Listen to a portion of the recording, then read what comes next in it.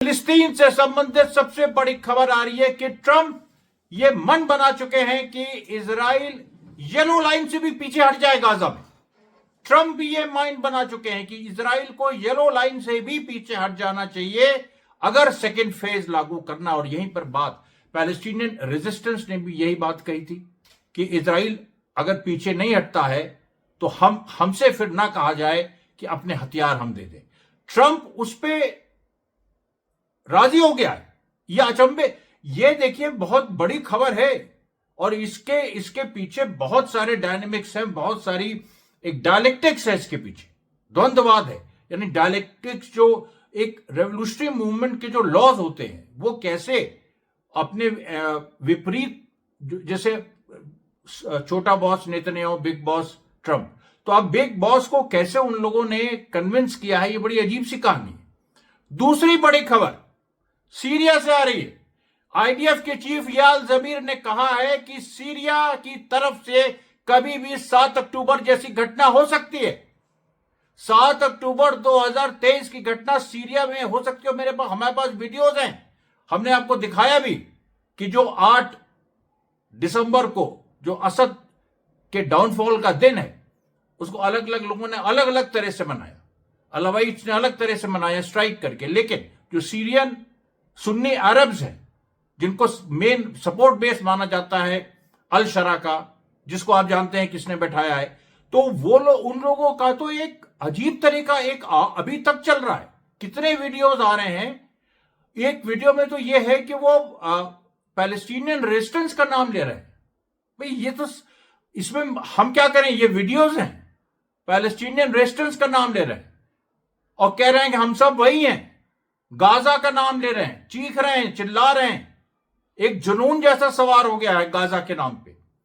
अब ये कुछ लोग कहेंगे कि हो सकता है अल शरा की ये चाल हो, इजराइल से कुछ बार्गेन करने के लिए अपने लोगों से कहा हो थोड़ा ऐसी बातें करो ताकि इससे इजराइल घबराए। लेकिन इसका दूसरा पहलू भी है। ये इजराइल भी कर चुका है पहले कि हमास को थोड़ा सा बढ़ा दो, ये कर दो, लेकिन हमास उसके हाथ में क्यों रहेगा? हमास इंडिपेंडेंट फोर्स है। हमास ने कब इजराइल से कहा कि हमको आगे बढ़ाओ? अब इजराइल ही चाहेगा जबरदस्ती की कुछ करना और उसको इस्तेमाल कर ले जाए पैलेस्टीनियन रेजिस्टेंस, तो फिर उसमें तो एक वो दूसरी बात हो जाती है। अब इसी तरह से सीरियन रेजिस्टेंस के साथ हो रहा है। सीरिया में बेतजिन में गोलियां चली इजराइल और सीरियन रेजिस्टेंस के बीच। उसके बाद वहां पर अभी ये सिलसिला जारी है। जो 8 दिसंबर को बहुत सारे वीडियोज ऐसे आए हैं कि जिस सैनिक जो सीरियन है वो इजरायली आउटपोस्ट के पास जाके वहां पर नारे लगाए हैं उन लोगों ने।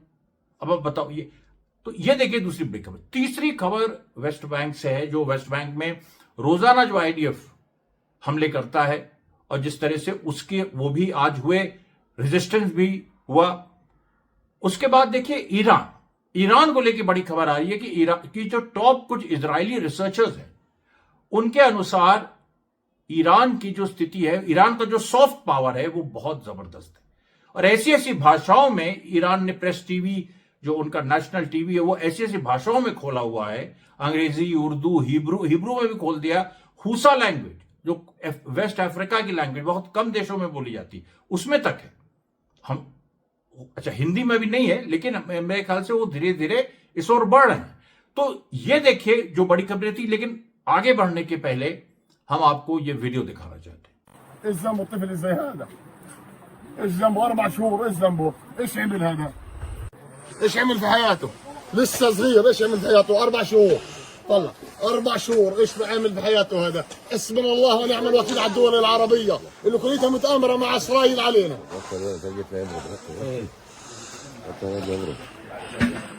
كيف كان وضعك في الخيمة أنت؟ كيف؟ ايش الوضع؟ هيك شفت بعينك، شفت المية 1.5 متر فينا بالخيمة، متبهدلين، الرمل على الفاضي، حطينا رمل، جبنا الشوادر، جبنا كله على الفاضي، فيش حدا مطلع فينا بعين الرحمة، فيش حدا مطلع فينا ولا مدور علينا، حسبنا الله ونعم الوكيل بس. इस वीडियो में गाजा के हालात, इस लो एटमॉस्फेरिक प्रेशर है, ठंड है, दिसंबर का महीना है, पानी भर जा रहा है और एक आदमी एक बच्चे को दिखा रहा है कि इसकी क्या गलती है।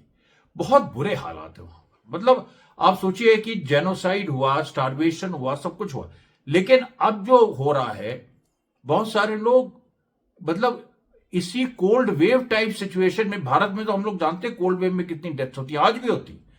भारत इतना आगे बढ़ गया फिर भी आज कोल्ड वेव और हीट वेव से डेथ्स कम नहीं हुई है। और अभी यहां पर गाजा में ऐसी स्थिति है, गाजा में कभी ऐसा नहीं होता था, अब पहली बार ऐसी स्थिति हो रही है कि वहां पर कोल्ड वेव में डेथ्स हो सकती हैं। बड़े हृदयवर्धक इस तरह के वीडियो सामने आ रहे हैं, बच्चे पानी निकाल रहे हैं, ये कर रहे हैं। मतलब अब आप सोचिए कि ऐसी, और दुनिया चुप है, दुनिया इस पे बोल नहीं रही। कुछ इजरायली बल्कि जो लोग कुछ वेबसाइट से मारिफ वगैरह, उन्होंने इस पे सवाल उठाया कि इस तरह से कैसे हम रहने दे सकते। सच्चाई है, देखिए जो सच्चाई है वो मैं बोलूंगा, कोई इसमें किसी की तारीफ या किसी की उसकी बात नहीं है, बात है सच की। और ऐसा उन लोगों ने कहा, जो ट्रंप वाली बात है वो भी हारेट्स ने ब्रेक की, जो इजराइल का एक जायनिस्ट लिबरल है, जायनिस्ट है वो भी मानता है इजराइल की सुप्रीमेसी, लेकिन वो थोड़ा लिबरल है, तो वो बहुत सारी, और एंटी नेतन्याहू है, तो उस तरीके से वो बहुत सारी चीजें वहां पर उभर के मतलब वो सामने लाता है। अब देखिए, अब मैं आपको एक और वीडियो दिखाता हूं। بطل صقر الكندري ما شاء الله تبارك الرحمن، طبعا غني عن التعريف، بس سبحان الله قدر الله يعني اللاعب اللي ضده كان اسرائيلي وقرر انه ينسحب طبعا هذا। इसमें देखिए एक कुवैत का बच्चा, आप देख सकते हैं, मेरे ख्याल से ये जूडो का कोई कंपटीशन है, तो कुवैत विड्रॉ कर गया इजराइल के खिलाफ, उसने लड़ने से मना कर दिया। अब ये बच्चा भी यही कह रहा है कि कुवैत इजराइल को मानता नहीं है, तो हम उसके खिलाफ क्यों हम खेलें। और इसी तरीके से दुनिया में बाकी जगह, यूरोविजन के बारे में हमने आपको बताया, हमने आपको तमाम जो यूरोपियन देश हैं उनके यहाँ क्या क्राइसिस चल रही है, किस तरह की डिबेट चल रही है इजराइल को लेके, उसके बारे में हमने आपको बार बार बताया। अब देखिए हम इस पूरी खबर पे आते हैं। सबसे पहले जो हारेट्स ने ब्रेक की है ट्रंप वाली, अब इसमें देखिए, अब येलो लाइन में आप ये देखिए, ये इजराइल इस तरह के येलो बॉक्सेस खड़े कर देता है, जहां उसको थोड़ा आगे बढ़ जाता है, फिर येलो बॉक्स, यानी ये येलो लाइन है, ये इजराइल की है। और इसके इधर फिलिस्तीनी जो है वो रात को इजराइल की टेरिटरी के बाहर है, सुबह पाते हम इजराइल की टेरिटरी के अंदर है, उन पर बम्बार्डमेंट हो जाता है और लोग मारे जाते हैं। गाजा के सिविलियंस आज भी शहीद हुए, 2 कम से कम। तो ये इस तरह की स्थिति में ट्रंप, ये हारेट्स ने जो खबर ब्रेक की है वो ये हुआ है कि ट्रंप ने ये अपोज किया है और उसने कहा है कि येलो लाइन को और पीछे करो, जो गाजा के बॉर्डर्स हैं वहां तक पीछे करो। इस तरह की पूरी बात आई है। माफ करिएगा, एक कॉल आ गया था। तो इस तरह की पूरी बात आई है।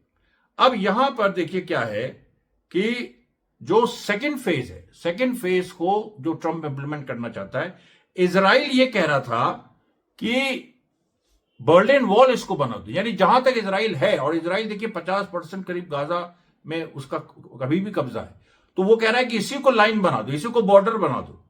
लेकिन ट्रंप ने कहा नहीं, ऐसा नहीं होगा, उसमें उसको पीछे हटना पड़ेगा। और जो पीस काउंसिल है ट्रंप की, जो कि गाजा के अफेयर्स पकड़ लेगी, मतलब उस पर आ जाएगी दिसंबर के एंड तक, तो वहां पर यह पूरी स्थिति है कि इसका इंप्लीमेंटेशन शुरू हो जाएगा।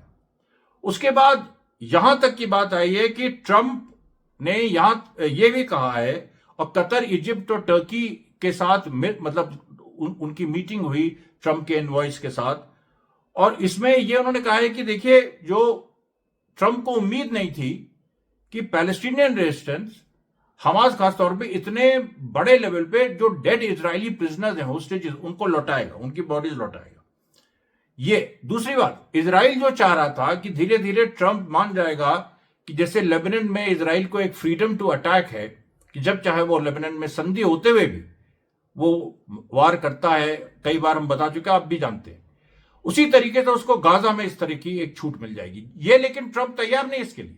और मैं आपको बता दूं, जो इजराइल ने बगिंग की है, मैंने आपको कल वीडियो भी दिखाया था कि CIA का एक ऑफिसर बता रहा है, रिटायर्ड, कि कैसे CIA के ऑफिस में जब मोसाद के लोग आते थे तो गिफ्ट देते थे, उस गिफ्ट में बग्स लगे होते थे, मतलब सुनने की डिवाइसेस।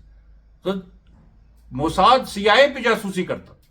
तो और उसी तरह से अभी अमेरिका की किरियत गत में जो पूरा एक काउंसिल बनी हुई है, जो देखती है कि गाजा में सीज़फायर सही तरह से इंप्लीमेंट हो रहा है कि नहीं, उसकी भी बगिंग की खबर कल ही हमने आपके सामने ब्रेक की थी।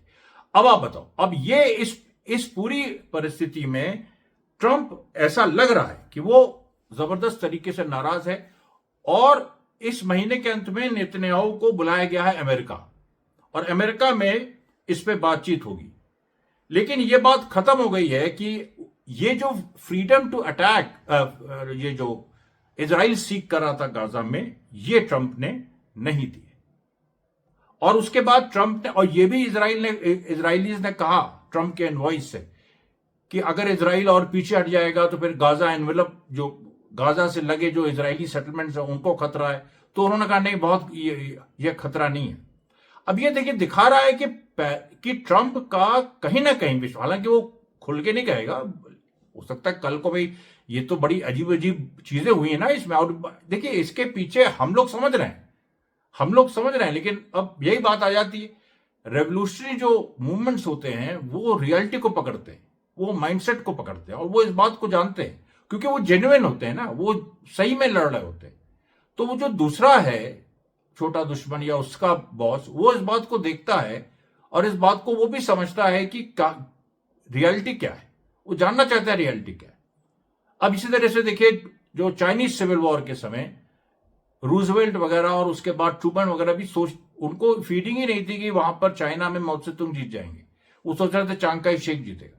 जबकि बहुत सारे ऐसे इंटेलेक्चुअल्स अमेरिकन गए थे, उन्होंने बताया था। उसके बाद अगर उनको पता होता तो शायद वो दूसरा कोई एक रास्ता लेते, या इतिहास हो सकता है दूसरी दिशा में चला जाता। लेकिन एक बात मैं कह रहा हूं आपसे कि यहां, और अल्टीमेटली अमेरिका और चाइना क्लोज आए, निक्सन के समय ही आए, जबकि निक्सन राइट विंग था। ये मैं आपसे कह रहा हूं कि अभी देखिए ट्रंप इसी तरह से एक ये फिनोमिना है कि है वो रूलिंग क्लास का आदमी, और इस समय अमेरिका का प्रेसिडेंट है, मतलब दुनिया के सबसे बड़े जो इंपीरियलिस्ट फोर्स है अमेरिका, उसका प्रेसिडेंट है। इस सब के बावजूद वो रियलिटी के लॉजिक को समझता है, इसीलिए वो यूरोप से अपना पल्ला झाड़ रहा है। अमेरिका के साथ कॉम्प्रोमाइज, ये रशिया के साथ कॉम्प्रोमाइज चाहता है, चाइना के साथ कॉम्प्रोमाइज चाहता है, ईरान के साथ कॉम्प्रोमाइज चाहता है। और कुछ तो खबरें ऐसी आई हैं कि ट्रंप ने जो ईरान के न्यूक्लियर साइट्स पे बॉम्बिंग की थी वो इस वजह से की थी। और इस पे भी एक CIA रिटायर्ड ऑफिसर, उसी ने, जो कल मैंने वीडियो दिखाया था, उसने कहा है कि इजराइल ने यह कहा था कि हम न्यूक्लियर बॉम्ब हम डाल देंगे ईरान पे अगर ट्रंप ने बम्बार्डमेंट नहीं किया, मतलब वो न्यूक्लियर साइट पे बम्बार्डमेंट नहीं किया। अब हम आते हैं सीरिया में देखिए, ये आप बड़ी मतलब अजीब सी ये पूरी चीज है, मतलब ऐसे वहां नारे लग रहे हैं। अब ये वीडियो है, देखिए, ये मैं म्यूट करके आपको दिखाऊंगा, क्योंकि इसमें सीरिया में लोग कह रहे हैं, वहां की फाइटर, मतलब जो आर्मी है सीरिया की, अल शरा की सेना, वो कह रही है कि हम हमास हैं। يا ابو عبيده طلوا شوف، يا ابو عبيده طلوا شوف، بايعناك على المكشوف، بايعناك على المكشوف، اسقط لاحق من البراميل، اسقط لاحق من البراميل، جاي الدور على اسرائيل، جاي الدور। अब ये मैं तो नहीं कह रहा हूं ना, क्योंकि मैं बार बार इसलिए कह रहा हूं कि मुझ पर जबरदस्ती का एक इल्जाम लगाया जाता है कि मैं वो जैसे, मतलब जिस वजह से हमारा मोनेटाइजेशन खत्म हुआ, ये हुआ, वो सब। अब इसमें तो भाई देखिए, अब जब याल जमीर कह रहे हैं, IDF के चीफ, वो कह रहे हैं कि 7 अक्टूबर सीरिया की तरफ से हो सकता है इजराइल पे, तो अब ये तो बात हमारे आपके हाथ से बाहर निकल गई। और उसके साथ साथ और भी चीजें हैं। सीरिया में जो रेजिस्टेंस बढ़ रहा है, अब रेजिस्टेंस क्या है, वो अलशरा के लोग हैं या वही जो सुन्नी अरब्स हैं, उनकी फोर्स बढ़ रही है, और जो सपोर्ट कर रहे थे, एंटी असद थे, वो भी एंटी इजराइल हो गए हैं, जबकि पूरा माहौल ये बनाया गया था कि वो एंटी ईरान और एंटी हिजबुल्लाह होंगे। ये देखिए बड़ी चीज है, ये है राजनीतिक मर्म कि उनको तैयार किया जा रहा था एंटी ईरान, एंटी हिजबुल्लाह होने के लिए, लेकिन वो एंटी इजराइल हो गए इजराइल के एक्शंस की वजह से। अब आप बताओ, ये जो पूरी परिस्थिति है, इसको कैसे कोई देख सकता, कैसे कोई नकार सकता है, मुझे ये समझ में नहीं आता। फिर देखिए वेस्ट बैंक में आज करीब 17 जगहों पर इजराइल ने रेड डाली। 17, बल्कि हम जो अभी गिन पाए, अभी तो चल ही रहा है, उसमें रमल्ला, नाब्लस, सल्फित, हिब्रोन, जेरिको, कोई इलाका नहीं छोड़ा, जेनिन, तुलकरेम, नाब्लस, ट्यूबस, कोई इलाका नहीं छोड़ा, बेथलेहम, रमल्ला, सारी जगहों पर फिर से रेड डाली, कई लोगों को अरेस्ट किया, जिनको कल अरेस्ट किया था उनको आज छोड़ा। और ये भी इजराइल ने अनाउंस किया है कि वो नए सेटलमेंट्स बनाएगा। कभी 60 की फिगर आती है, कभी 70 की फिगर आती है, और ये समझ के बाहर है कि इसके पीछे का मकसद क्या है। अब समझ के बाहर भी नहीं कह सकते उसको, क्योंकि मकसद उसमें यह भी है कि नेतन्याहू इस समय घिरा हुआ है चारों तरफ से, और नेतन्याहू हमेशा से घिरा रहता है और उसको युद्ध चाहिए, उसको कोई ना कोई एक्शन चाहिए। तो कुछ नहीं तो सेना को बार बार उसी एक ही लक्ष्य की तरफ दौड़ाओ। गाजा में ये हो चुका है 2 साल की जंग में, बार बार उसी जगह वापस जाके आईडीएफ को कब्जा करना पड़ा, और अल्टीमेटली वहां पर क्या हुआ, वहां पर सीज फायर हो गया। और अभी देखिए ट्रंप का रुख हम डिस्कस ही कर चुके हैं। और ये सारी जो बातें हैं इनको देखिए, बहुत इंपॉर्टेंट है ये, एक एक इसका जो पहलू है। अच्छा, अब आप देखिए जो प्रिजनर्स, जो अब अगर गाजा के लोग सफर कर रहे हैं ठंड में, तो सोचिए प्रिजन्स का क्या हाल होगा। प्रिजन्स में भी उनको ब्लैंकेट्स नहीं दिए जा रहे हैं, मेटल बेड पे उनको सोना पड़ रहा है, बहुत सारी ऐसी चीजें हैं। और उसी इसमें आज एक यंग लड़का जो वेस्ट बैंक से उठाया गया था, मेरे ख्याल से जून 2024 में, और उसकी भी डेथ हो गई इजरायली कस्टडी में। तो ये इस तरह, और ये एक बार बार जो गाजा की सिविल अथॉरिटी या जो प्रिजन कमिटी है, जो पैलेस्टीनियन प्रिजनर्स की कमिटीज है, वो बार बार कह रही हैं कि बहुत बुरे हालात हैं, इस तरीके से जो हो रहा है ये एक तरह से स्लॉटर है ये। उसके बाद जो मैं आपको बता रहा था, ईरान के बारे में जो आया है कि जो मल्टीलिंगुअल तरीके से उसने रीच आउट किया है, तो ये कभी उम्मीद नहीं की था। मैं आपको बता दूं, मैंने तो रेवोल्यूशंस का इतिहास पढ़ा है, तो चाइना और रशिया के बारे में मैं बताता हूं कि चाइना ने जाके, अब 1949 में रेवोल्यूशन हुआ था, 1980s 1990s में जाके वो कुछ सॉफ्ट पावर अपनी बना पाई। सोवियत रशिया ने कोशिश की थी शुरू में, फिर उसके बाद सोवियत रशिया ने भी 1940s 50s में जाके, जबकि 1917 में क्रांति हुई थी, अपनी सॉफ्ट पावर बनाई। ईरान 1979 में वहां की क्रांति हुई, और 2010 है, 2010 से लेकर उसके बाद का पीरियड देखिए आज तक का, तो सॉफ्ट पावर ईरान की बहुत ज्यादा बढ़ गई है। और इसमें देखिए इसको डैनी सीथ्रीनोविक्स, ये इजराइल का बहुत फेमस इंस्टीट्यूट है, national Israeli institute for national security studies, INSS। इसका वो यहां काम कर रहा है, अभी रिटायर हो चुका है। पहले ये इजराइल की जो मिलिट्री इंटेलिजेंस थी, AMAN, उसका चीफ था। और इसने जो कहा है, इसने कहा है कि इस तरीके से जो एक फैल रही है ईरान की सॉफ्ट पावर, उसने चिताया है। लेकिन उस चिताने में, मैंने, वो इजराइल में ही रहता है, इजराइल का ही आदमी है, उसने एक वार्न किया है कि इसको अंडर एस्टिमेट मत करो। और मुझे याद आ रहा है कि नेतन्याहू ने भी कहा था जब सीज फायर हुआ था कि ईरान और चाइना ने मिलकर पूरा नैरेटिव बदल दिया। और अभी देखिए नेतन्याहू ने सोशल मीडिया पे इन्वेस्टमेंट शुरू कर दिया है। एक्स पे आप देखिएगा, मेरी फीड पे ऐसे मतलब भारी रहती। पहले ये होता था कि क्योंकि भाई अब हमारा प्रो पैलेस्टाइन स्टांस है, तो उस तरह की फीड होती थी। लेकिन अब क्या हो रहा है कि जो एंटी पैलेस्टाइन है और वो एंटी मुस्लिम है, वो पूरा इस्लामोफोबिक, पूरा एक जाने कहां से वही भरे रहते हैं हमारी फीड में। वो आते ही नहीं लोग जो पहले आते थे, जिनके 1 लाख फॉलोअर्स, 1 मिलियन फॉलोअर्स, वो सब दिखना ही बंद हो गए।